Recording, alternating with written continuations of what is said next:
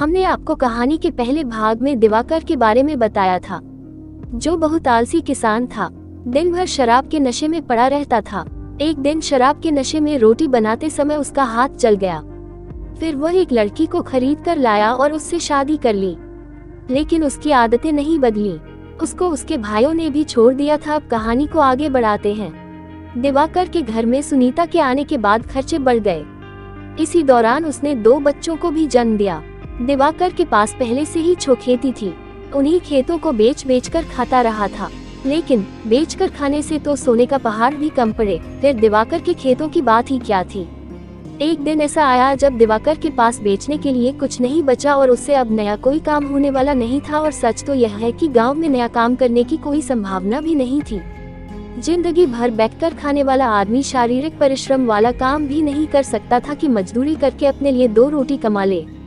कुछ दिनों तक तो उधार पैसे लेकर काम चला, पर जब भूखों मरने की नौबत आ गई तो एक दिन दिवाकर घर छोड़कर भाग गया। सुनीता अब उस गांव में अकेली और बिना किसी सहारे के हो गई थी, पर उसे तो अपने 2 नन्हे बच्चों का सहारा बनना था। भूख किसी की सगी नहीं होती। जब सुनीता के बच्चे भूख से बिलबिलाने लगे तो माँ का ममतामयी दिल बिलक पड़ा। पड़ोसियों से 2 रोटी की भीख मांग कर लाए, लेकिन रोटी के साथ दिवाकर के हिजड़ा होने का ताना भी मिला, जो अपने बीवी बच्चों को अनाथ छोड़कर भाग गया। सुनीता को अपने पति के बारे में ऐसा सुनना अच्छा नहीं लगा, पर उसके पास सुनने के सिवा विकल्प ही क्या था। जिसका पति घर छोड़कर भाग जाए, उसके पड़ोसी भी दिलदार नहीं होते। पड़ोसियों ने शीघ्र ही दुराना शुरू कर दिया। अब क्या करे, सुनीता सोचती। कभी विचार करती कि कुएं में कूदकर जान दे दे, लेकिन बच्चों का ख्याल उसके पैर रोक लेता। कभी विचारती कि बच्चों समेत कुएं में कूद जाए, फिर सोचती कि आखिर बच्चों की जान लेने का अधिकार उसे कैसे है। तो फिर वह क्या करे। वह खरीद कर लाई गई थी, इसलिए माँ बाप और मायके का संबंध तो कब का अलग हो गया था।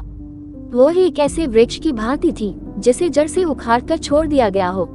वह हवा के झोंकों के साथ दूर कहीं पहाड़ों के उस पार उड़ जाना चाहती थी, जहाँ उसकी जड़ें जमीन में गड़ी हों, जहाँ बच्चे भूख से तड़पते न हों, जहाँ लड़कियां बेची न जाती हों। एक दिन रिश्ते का भतीजा थोड़ा सा चावल लेकर आया। सुनीता को जीवन की थोड़ी आशा बंधी, परंतु एक हाथ से चावल देते हुए दूसरे हाथ से उसने सुनीता का हाथ पकड़ लिया। ये क्या करते हैं बाबू, मैं आपके माँ जैसी हूँ, सुनीता ने हड़बड़ा कर कहा। भतीजा तो वहाँ से चला गया, पर एक शाम के भात की आस भी चली गई। एक दिन गोधूली बेला में जब अंधेरा पिछवाड़े के नींद से उतरकर धीमे धीमे आंगन में पांव पसारने लगा था और उसकी भूख अपने चरम बिंदु पर पहुंचने लगी थी, उसे लगा कि उसका प्राण गले में आकर अटक गया है। बेटे भूख से बेसुध खटिया पर पड़े थे। सुबह से उन्हें पानी पिलाकर फुसला रही थी, पर पानी पिलाकर बच्चे तो फुसल जाते हैं, भूख को फुसलाना संभव नहीं, वह फिर आकर खड़ी हो जाती है। शाम में सुनीता बच्चों को साथ लिए घर छोड़कर यह सोचकर निकल पड़ी कि या तो बाहर निकलकर रोटी का इंतजाम करेगी या बच्चों के साथ ही कहीं जान दे देगी। कई दिनों से भूखा रहने के बावजूद वह दिन में यह सोचकर नहीं निकल सकी कि कहीं समाज के लोगों को उसके घर से बाहर जाने का पता न चल जाए, जिससे दिवाकर की प्रतिष्ठा धूमिल न हो। रास्ते में उसके बड़े बेटे ने बड़े ही भोलेपन से पूछा, माँ तुम जादू से रोटी नहीं बना सकती? इस बात पर सुनीता की आंखें भर आई। काश बेटे मैं बना पाती। अगर मैं जादू से कुछ बना पाती तो तुम्हें भूखा नहीं रहने देती मेरे बच्चे। मैं जादू से एक ऐसी दुनिया बनाती जहाँ कोई बच्चा भूख से न तड़पे। सुनीता ने उसके सर पर हाथ फेरते हुए कहा।